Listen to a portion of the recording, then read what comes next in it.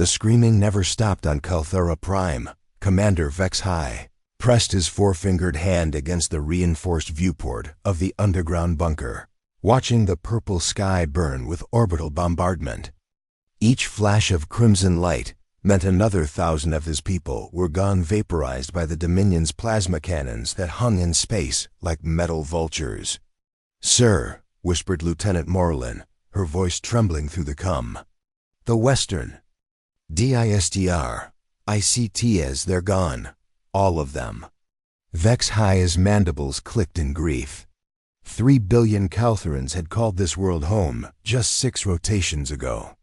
Now maybe 3 million cowered in whatever shelters they could find, while the hegemony Dominion methodically exterminated every trace of their civilization.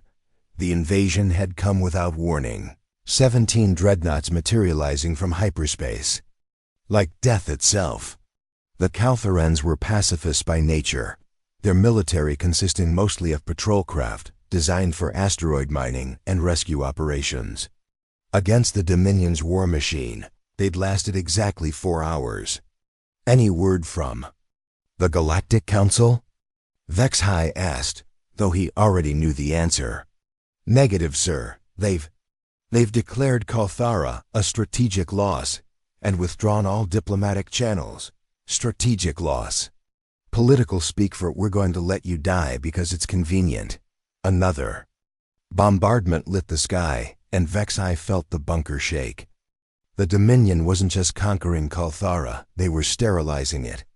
Every city, every town, every farm.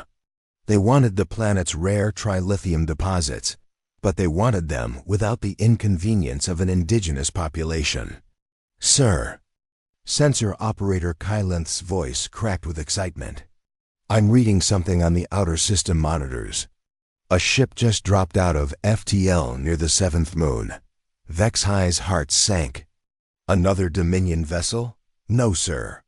The signature is unknown. It's heading this way fast, really fast." "And sir?" Kylenth paused. "It's broadcasting on emergency frequencies.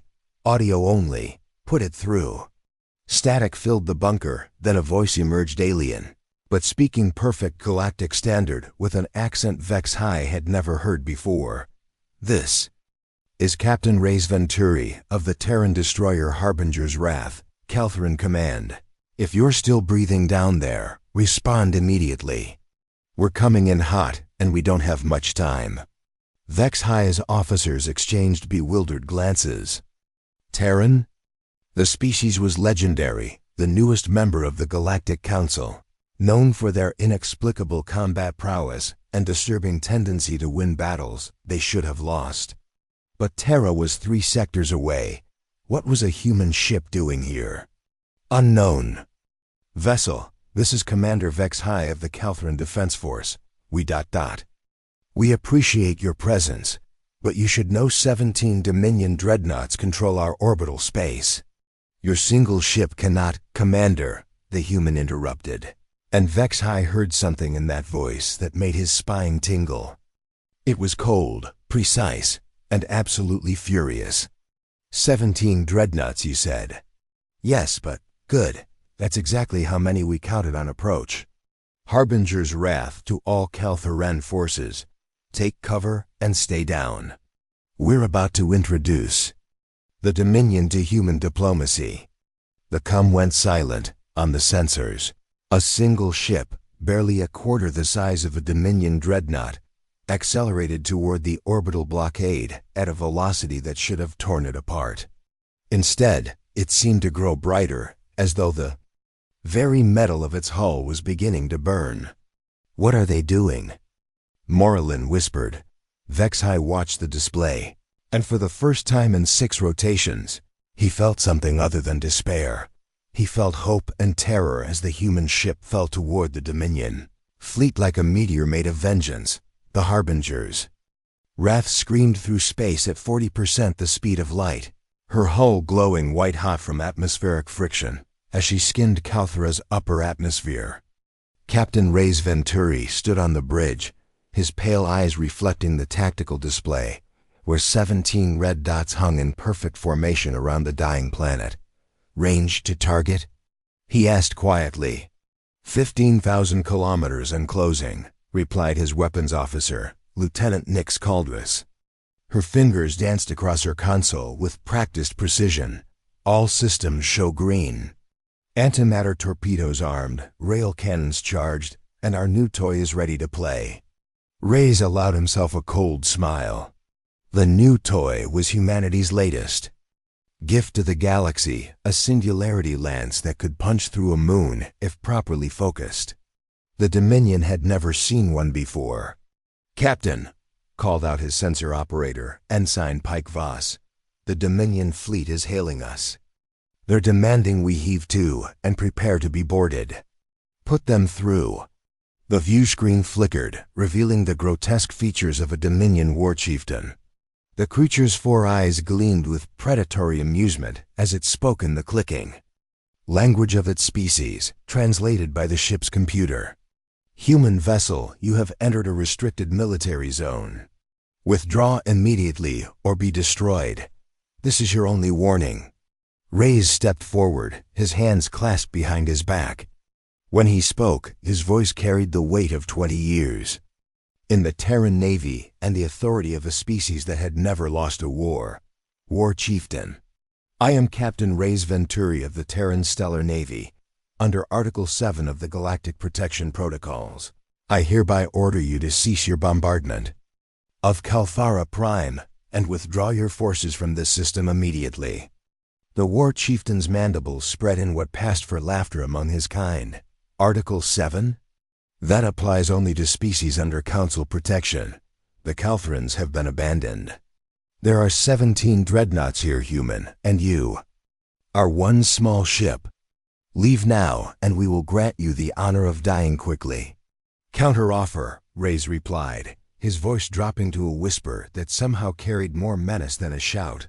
"You have 30 seconds to begin withdrawal, or I demonstrate why humanity earned its council seat in just 50 years. The War Chieftain's expression shifted from amusement to anger. "Impossible." 17 dreadnoughts. 16. Nix interrupted from her station. The tactical display updated. One of the red dots had simply ... vanished. "What?" The War Chieftain spun toward his own displays, chittering orders in his native tongue. "Antimatter torpedo, launched during our conversation," Reyes explained conversationally. "Cloaked, naturally. Your lead dreadnought never saw it coming. Timer shows 27 seconds remaining." The Dominion formation erupted into chaos as the remaining dreadnoughts scrambled to acquire the tiny human ship that had somehow destroyed one of their capital vessels without them even noticing. 15 seconds. Reyes continued. "I should mention humans have a saying. Don't start a fight you can't finish. You started this fight 6 days ago when you began murdering civilians." Energy beams lanced out from the Dominion ships, but the Harbinger's wrath twisted through space like a dancer, her revolutionary drive systems allowing maneuvers that defied conventional physics. 5 seconds, Reyes said. "Nix, light them up." The human destroyer transformed from predator to force of nature. Rail cannons fired tungsten slugs at relativistic velocities, punching through shields like they were made of paper. Antimatter torpedoes streaked toward their targets in brilliant streams of annihilation. And at the heart of it all, the Singularity Lance spoke with the voice of compressed stars. The beam carved through 3 dreadnoughts in a single sweep. The artificial black hole contained within its core, devouring metal and energy with equal hunger. "Impossible," the War Chieftain screamed. How are you doing this?" Reyes smiled, and it was the smile of a predator that had evolved on a world where everything wanted to kill it. "War Chieftain, let me tell you about humans. We're not the strongest species in the galaxy. We're not the smartest, or the fastest, or the most technologically advanced." Another dreadnought exploded as antimatter met matter in the purest expression of Einstein's equation. "But we are the angriest. And when someone hurts innocent people in front of us... The Singularity Lance fired again, and 2 more dreadnoughts were torn apart by artificial gravity. We take it very, very personally. The remaining Dominion fleet tried to scatter, but space offered no sanctuary from human fury. Captain Reyes Venturi watched the tactical display with the cold satisfaction of a chess master executing a perfect gambit.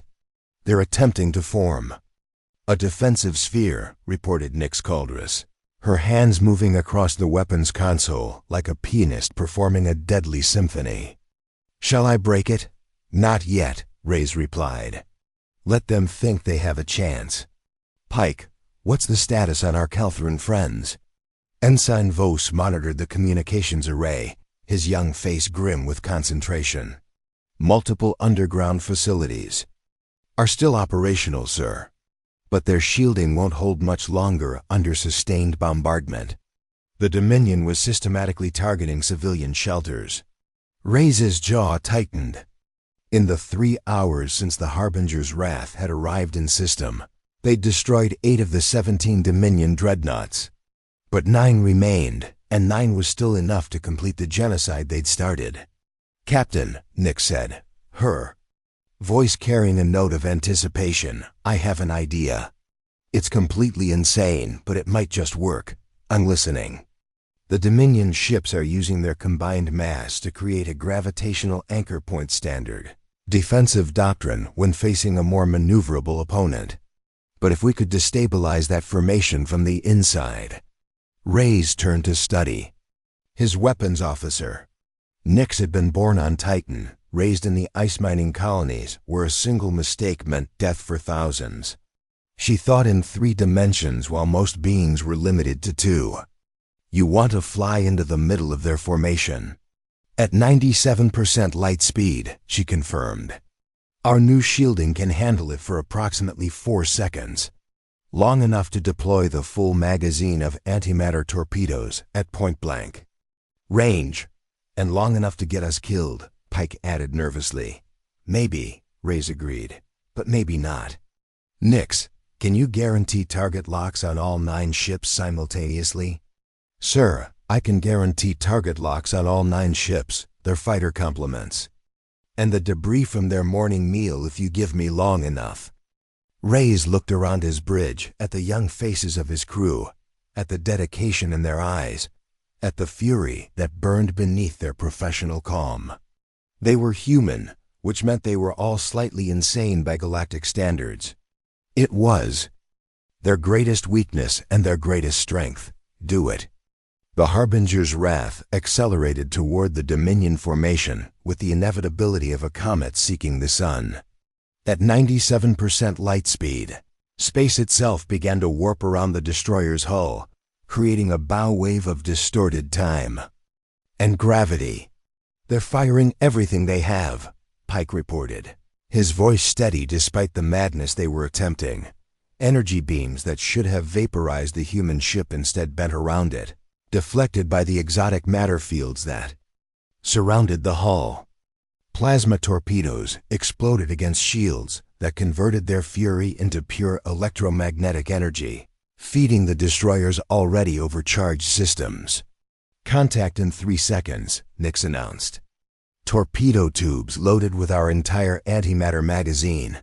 Targeting solutions locked." 2 seconds. "The Dominion War Chieftain is hailing us again." "Put him through."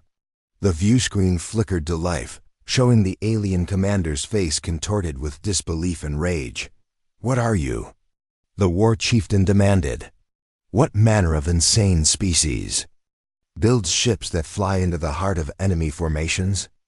Reyes smiled, and in that smile was the echo of every human who had ever stood against impossible odds, from ancient warriors facing cavalry charges to modern soldiers storming fortified positions. "We're the species that named our children's toys after weapons," he said quietly. "We're the species that teaches our offspring to fight before we teach them to walk. We're the species that saw the stars and decided they weren't far enough away from home." 1 second to contact, Nix reported. "But most importantly," Reyes continued, his voice rising above the howl of overloaded engines, "we're the species that never, ever forgives genocide. Fire! The antimatter torpedoes launched simultaneously from every tube on the Harbinger's Wrath, creating a sphere of annihilation that expanded outward at 98% the speed of light. The war chieftain's expression shifted from rage to understanding to terror in the space of a heartbeat. Then the screen went white as 9 dreadnoughts and their entire complement of fighters simply ceased to exist. When the light faded, the Harbinger's Wrath drifted alone in space, her hull scarred but intact, surrounded by the slowly expanding debris field that had once been the most powerful battle fleet in Dominion space. "Well," Pike said into the sudden silence, "that was thoroughly insane. Did it work?" Reyes asked. Nix checked her sensors and grinned. "Sir, as of this moment, Kalthara Prime has exactly 0 hostile contacts in orbit." The silence that followed. The battle was more profound than the chaos that had preceded it. Captain Reyes Venturi stood on the bridge of the Harbinger's Wrath, watching the debris field that had once been 17 Dominion dreadnoughts drift past the viewports like metallic snow. "Damage report," he said quietly. "Hull integrity at 67%, replied his chief engineer, Commander Thane Chorus, his voice crackling through the cum from the engine room. "Main drive offline for repairs, secondary systems functioning. We're alive, but we're not going anywhere fast." "How long for repairs?" 48 hours if we push it. Maybe 36 if I'm willing to void every safety protocol the Navy ever wrote. Reyes nodded. "Make it 36. "Pike, any word from the planet?" Ensign Voss looked up from his communication station, his face bright with relief. "Sir, I'm receiving transmissions from over 300 underground facilities. The bombardment has stopped, and they're beginning emergency surface operations." "And Commander BlackHFY?" "Still online, sir. He's requesting permission to coordinate relief efforts with our medical bay." "Granted. Nix, what's our status on the Dominion fleet?" Lieutenant Caldras consulted her tactical display, her expression shifting from satisfaction to concern. "All 17 dreadnoughts confirmed destroyed, sir. But I'm reading something else on long-range sensors. Multiple hyperspace signatures, approximately 6 hours out." Reyes felt ice form in his stomach. "How many?" 43 vessels, sir. Mixed configuration, dreadnoughts, battle cruisers, and what appears to be a command ship. It's the entire 7th Dominion fleet." The bridge fell silent. The Harbinger's Wrath was a powerful ship, perhaps the most advanced destroyer in human space, but 43 vessels meant they were outnumbered by odds that even human stubbornness couldn't overcome. "They must have been monitoring communications," Pike said quietly, "when the garrison fleet stopped reporting ... "They sent everything," Reyes finished. "Typical Dominion doctrine. When faced with an unknown threat, they respond with overwhelming force." "Sir," Nix said, her voice carefully controlled, "with respect, we can't fight 43 ships. Not in our current condition." Reyes turned to look at his weapons officer, brilliant, dedicated, and absolutely correct. A single human destroyer, no matter how advanced, could not stand against nearly 50 enemy vessels. But that wasn't the point. "Pike, open a channel to the surface. I want to speak to Commander BlackHFY directly." "Channel open, sir." "Commander, this is Captain Venturi. I need to speak with you privately. Can you access a secured line?"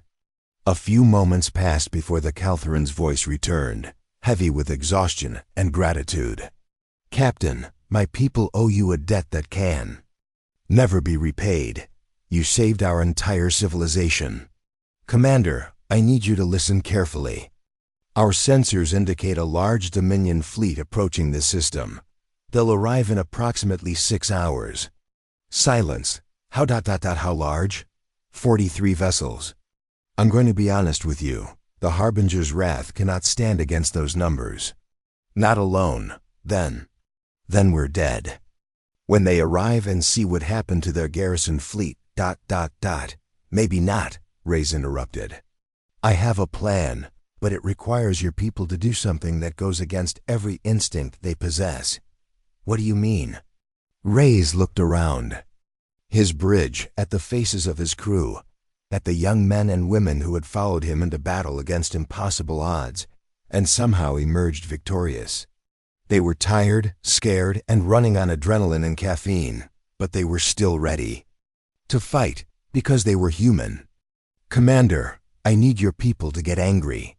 I don't understand. The Dominion is coming back to finish what they started. They're bringing enough firepower to crack this planet open like an egg.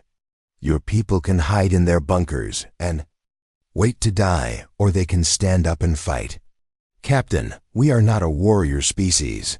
We have no military traditions, no weapons of war.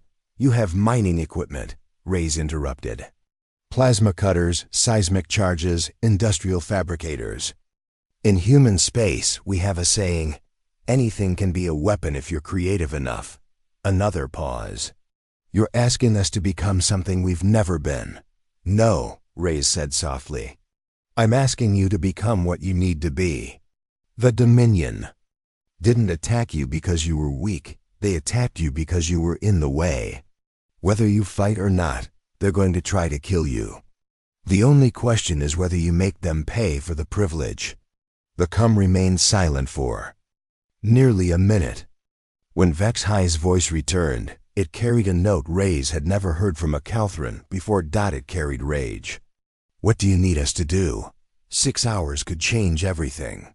6 hours could turn pacifists into warriors, miners into soldiers, and a peaceful world into a fortress of defiance.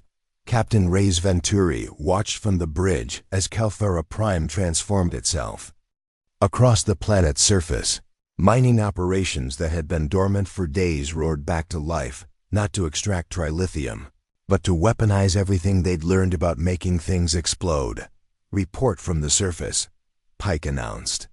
Commander, HFY says they've converted 17 mining platforms into orbital defense stations. Plasma cutters have been reconfigured as beam weapons, and they've managed to jury-rig antimatter containment fields around their largest seismic charges. How large are we talking? Nix asked. Large enough to crack a small moon, apparently. Reyes nodded grimly. The Caltharans were naturally gifted engineers. Their mining technology was some of the most advanced in the galaxy. Given proper motivation, they could indeed turn their tools into weapons. The question was whether it would be enough. Time to contact? 97 minutes, Pike replied. The Dominion fleet is maintaining radio silence, but their approach vector puts them directly above the primary mining continent. They want to make a statement, Reyes observed. Wipe out the planet's most valuable real estate first, then systematically destroy everything else. Sir, interrupted Commander Kors from engineering, I have good news and bad news. The good news is that our primary drive is back online. The bad news is that our singularity lance is completely fried. We're down to conventional weapons only. Conventional weapons against 43 ships, understood. What about our special package? Thane's voice carried a note of grim satisfaction. The Nova Mine is ready for deployment. Though I should point out that once we use it, we'll have approximately 4 minutes to reach minimum safe distance before it detonates. The Nova Mine, humanity's most closely guarded military secret. A weapon so powerful that only 5 had ever been constructed, and each one required authorization from the Terran High Command. It could ignite a star, crack a planet, or in this case, take out everything within a 50,000-kilometer radius, including the Harbinger's wrath if they weren't very, very careful. Pike, patch me through to the surface, all stations. You're connected, sir. Reyes took a deep breath. Across the planet below, 3 million Caltharans were listening, farmers and miners, engineers and teachers, parents and children who had never held a weapon in their lives but were now preparing to fight for their existence.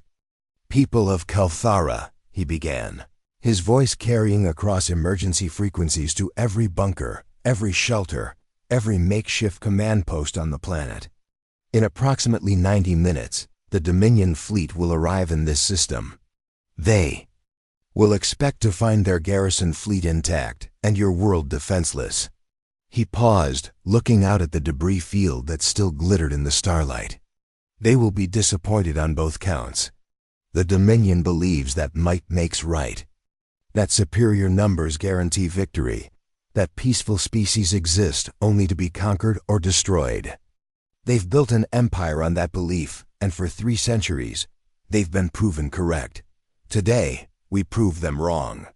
The Harbinger's wrath will engage the enemy fleet in space while your orbital platforms provide support fire. It won't be easy. We're outnumbered, outgunned, and fighting an enemy that has never known defeat. But we have something they don't. We have something to protect. Across the planet, mining facilities reported ready. Orbital platforms showed green status. Emergency fighters, civilian craft hastily armed with whatever weapons could be mounted lifted off from hidden runways. Citizens of Kalthara, Reyes continued, you are no longer civilians. You are defenders of your world, protectors of your people, and guardians of everything you hold dear. The Dominion will learn today that peaceful does not mean powerless.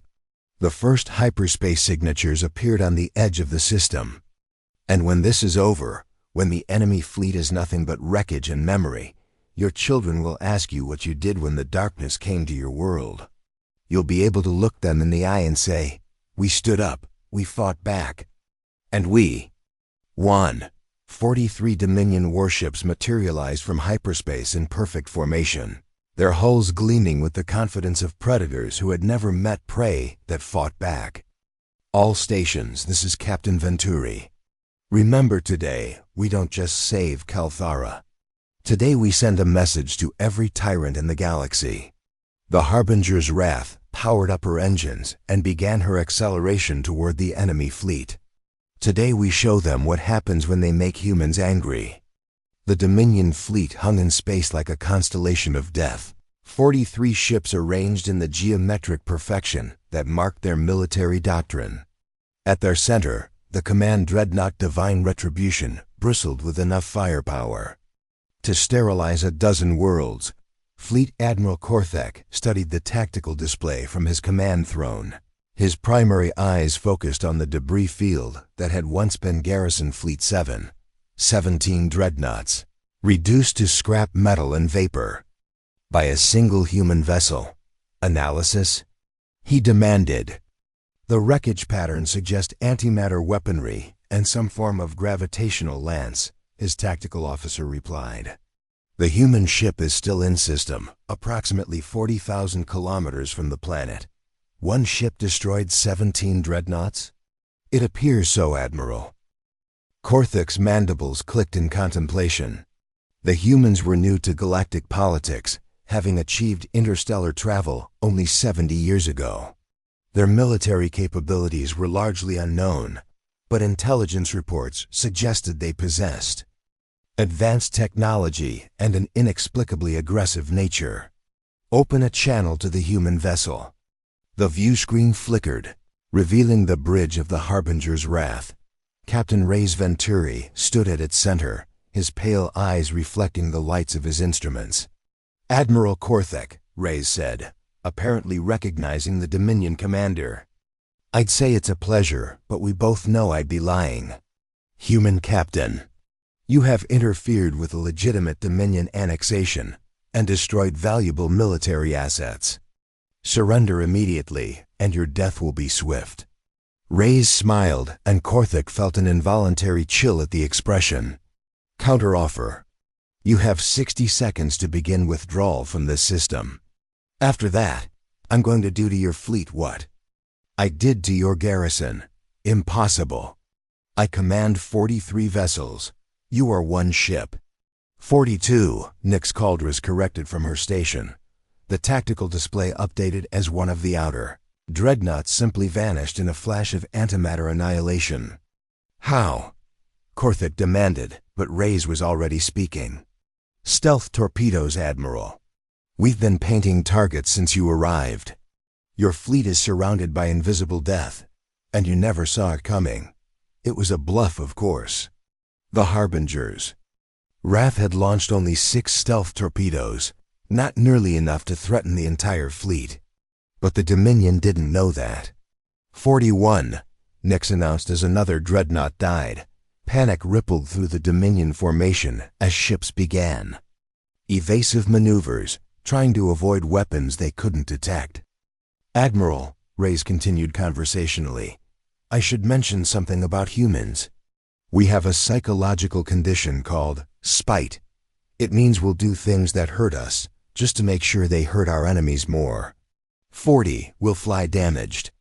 Ships in the superior forces will fight battles we can't win. We'll die before we surrender, and we'll take as many of you with us as physics allows. The Dominion fleet opened fire, energy beams and plasma torpedoes streaking toward the human destroyer.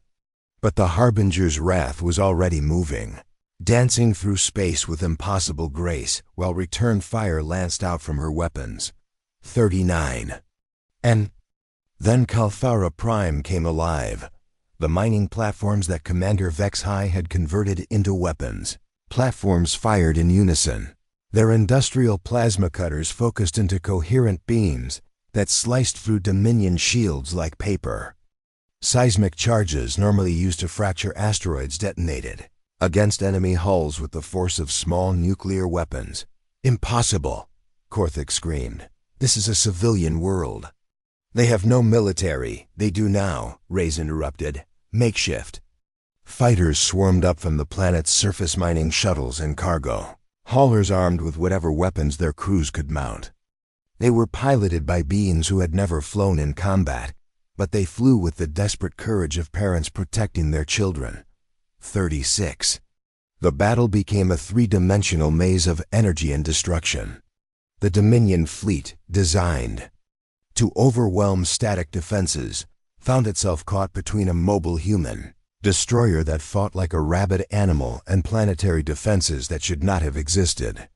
32. Admiral, his tactical officer reported, we're taking heavy casualties. Recommend we fall back and— No! Korthik's voice was a shriek of rage. We are the Dominion. We do not retreat from inferior species. But even as he spoke, more ships died. The humans fought with a precision that bordered on precognition, while the Kalthrans attacked with the fury of the desperate. Every shot was aimed at critical systems. Every torpedo targeted weak points that civilian miners had identified in Dominion ship designs. 27. Admiral, Reyes' voice cut through the chaos. Last chance. Withdraw now, or I demonstrate humanity's final lesson. What lesson? Korthik demanded. Reyes' smile widened, and in his eyes was the reflection of dying stars. Sometimes the only way to win is to make sure nobody else can either. The Nova mine drifted through space like a small star, its exotic matter core contained within fields that bent reality itself. Captain Reyes Venturi watched it on his tactical display, counting down the seconds until humanity's most terrible weapon would speak with the voice of annihilation. 3 minutes to detonation, announced. Nix Caldress, her voice steady despite the chaos surrounding them. Minimum safe distance is 47,000 kilometers. Current distance to mine? 12,000 kilometers and closing. The Harbinger's wrath twisted through space, pursued by the remnants of the Dominion fleet. 24 ships remained from the original 43, but 24 was still enough to complete their mission of genocide if Reyes' gambit failed. Admiral Korthik is hailing us again, Pike reported. Put him through. The Dominion commander's image appeared on the view screen, his multiple eyes wild with rage and desperation. Behind him, his bridge showed the scars of battle-sparking consoles, emergency lighting, and the acrid smoke of burning electronics. Human madman, Korthik shrieked. What have you done? I've armed a Nova mine, Admiral. In approximately 2 minutes and 30 seconds, everything within 50,000 kilometers of my current position will cease to exist. That includes your fleet, my ship, and most of the solar system's asteroid belt. You're insane. You'll die too. Reyes nodded calmly. Probably. But you'll be just as dead, and Kalthara Prime will survive. Sometimes that's enough. The truth was more complex. The Harbinger's wrath had a theoretical chance of reaching minimum safe distance if everything went perfectly. If their engines didn't fail, if the Dominion stopped pursuing them, if the mine detonated precisely on schedule. But it was a slim chance measured in seconds and kilometers that might as well have been light years. Sir, Commander Chorus's voice crackled through the cum from engineering. I'm reading fluctuations in the mine's containment field. The exotic matter is becoming unstable ahead of schedule. How long do we have? 90 seconds, maybe less. Reyes looked around his bridge at Pike's young face set in determined lines, at Nix's hands moving with deadly precision across her weapons console, at the crew that had followed him into battle against impossible odds. They were going to die, and they all knew it, but none of them suggested retreat, because they were human, and humans didn't abandon the innocent to save themselves. All stations, Reyes announced. This is the captain. It has been an honor serving with you. When the history of this day is written, let it show that we stood between the darkness and the light, and we held the line. 2 minutes to detonation, Nix reported. Distance to mine, 8,000 kilometers. The Dominion fleet continued its pursuit, energy beams lancing out to strike the human destroyer's shields. But their fire was wild, desperate, the firing of beings who knew they were chasing their own deaths, but couldn't stop themselves. Admiral, Reyes said quietly, you still have time to save some of your fleet. Order them to retreat beyond the blast radius. Never. The Dominion does not yield to inferior species. Then the Dominion dies here. On the planet below, Commander HFY watched the battle from his underground command center. The orbital defense platforms had fallen silent, their ammunition exhausted. But they had done their part. The Dominion fleet was broken, scattered, reduced to a fraction of its original strength. But the human ship that had saved them was going to die. Sir, Lieutenant Moreland whispered, isn't there something we can do? Some way to help them? HFY's mandibles clicked in grief. They are too far away and moving too fast. All we can do is remember. 60 seconds to detonation, Nix announced. Distance to mine, 4,000 kilometers. That's not going to be enough, Pike said quietly. Reyes nodded. The mathematics were inexorable. They were moving at maximum velocity. But the mine's blast radius was expanding faster than they could retreat. In 60 seconds, the Harbinger's wrath and everyone aboard would be vaporized alongside their enemies. Sir, Thane's voice crackled through the cum. I might have an idea. It's completely insane, but all of our ideas are insane, Commander. What do you have? The mine's exotic matter field is interacting with our FTL drive. If I can create a resonance cascade in our jump engines at the precise moment of detonation, we might be able to surf the expanding wavefront instead of being consumed by it. Surf a nova mine explosion? Pike's voice cracked slightly. The energy release will create a temporary fold in space-time, Thane explained rapidly. If we time it exactly right, we can ride that fold like a wave using the mine's own detonation to throw us clear of the blast radius, and if we time it wrong, we'll be spread across several dimensions simultaneously. Reyes looked at the countdown timer. 45 seconds. Do it. 30 seconds to detonation, Nix reported. Dominion fleet is still in pursuit. Distance to mine, 2,000 kilometers. The remaining Dominion ships had finally realized what was about to happen. Some were trying to break off, their engines screaming as they attempted to reach safe distance. Others, caught in the grip of their commander's madness, continued their pursuit of the human destroyer. 20 seconds. Admiral Korthik's image flickered on the viewscreen one final time. His bridge was a chaos of sparks and smoke, his officers shouting conflicting reports. "Human," he said, his voice oddly calm. "You have destroyed the greatest fleet in Dominion space." "Yes," Reyes replied simply. "My people will remember this. They will come for your world, your species." "Let them come," Reyes interrupted. "They'll find out what happens when they threaten something we care about." 10 seconds, Nix announced. "Thane, initiate the cascade on my mark." 5 seconds. 4, 3, 2, mark. The Nova mine detonated with the fury of a newborn star. Exotic matter collapsed into a point of infinite density before exploding outward in a sphere of pure annihilation. Space itself burned as fundamental forces rewrote the laws of physics in a radius measured in tens of thousands of kilometers. Harbinger's wrath caught the edge of that expanding wave and rode it like a surfer on a tsunami of destruction. Her hull glowed white-hot as she was flung through folded space at impossible velocities, her FTL drive creating a bubble of stable spacetime around the ship. Behind them, 24 Dominion warships and their crews simply ceased to exist. Their atoms scattered across the void like cosmic dust. When the light faded and space returned to normal, the human destroyer drifted in the outer system, her hull scarred but intact. On the bridge, Reyes pulled himself to his feet and looked around at his crew battered, exhausted, but alive. "Status report," he managed. "All systems functional," Then reported, his voice shaky with relief. "Hull integrity at 40%. But we're in one piece, somehow. The Dominion fleet?" "Gone," Nick said simply. "All of them. Sensors show no surviving ships within 100,000 kilometers." Reyes nodded and turned to Pike. "Open a channel to the surface." "You're connected, sir." "Commander Vex High, this is Captain Venturi. Calthara Prime is secure. The Dominion fleet has been eliminated." The response came immediately, Vex High's voice thick with emotion. "Captain ... how?"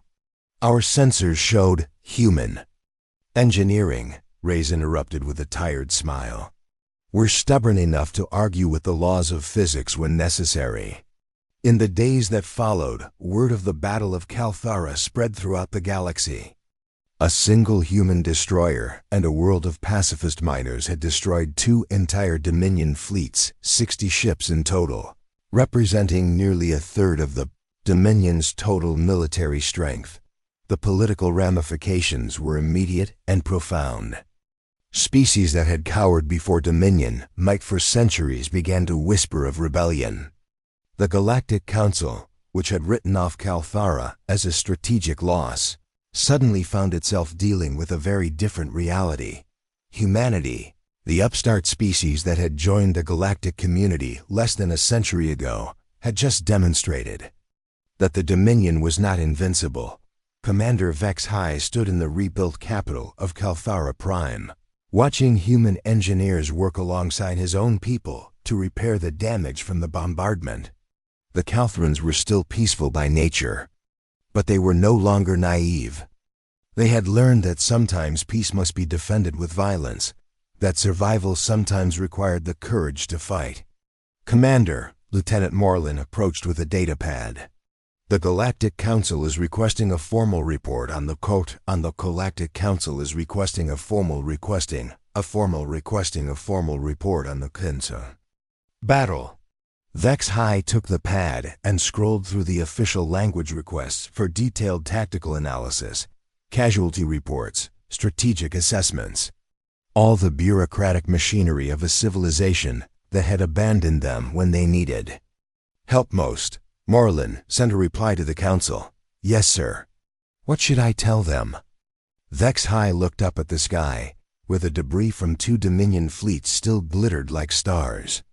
Somewhere out there, the Harbinger's wrath was limping back to human space, carrying the crew that had saved his world.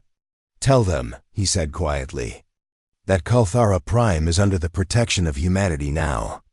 And if they want details about how we survived, they can ask Captain Reyes Venturi."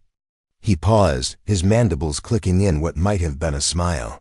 "Tell them we learned something important about humans. They don't just fight for their own people. They fight for anyone who can't fight for themselves. And when they fight like the universe itself depends on it. Because sometimes, he added, thinking of a human captain who had been willing to die rather than watch genocide unfold, it does. The message was transmitted across the galaxy within hours.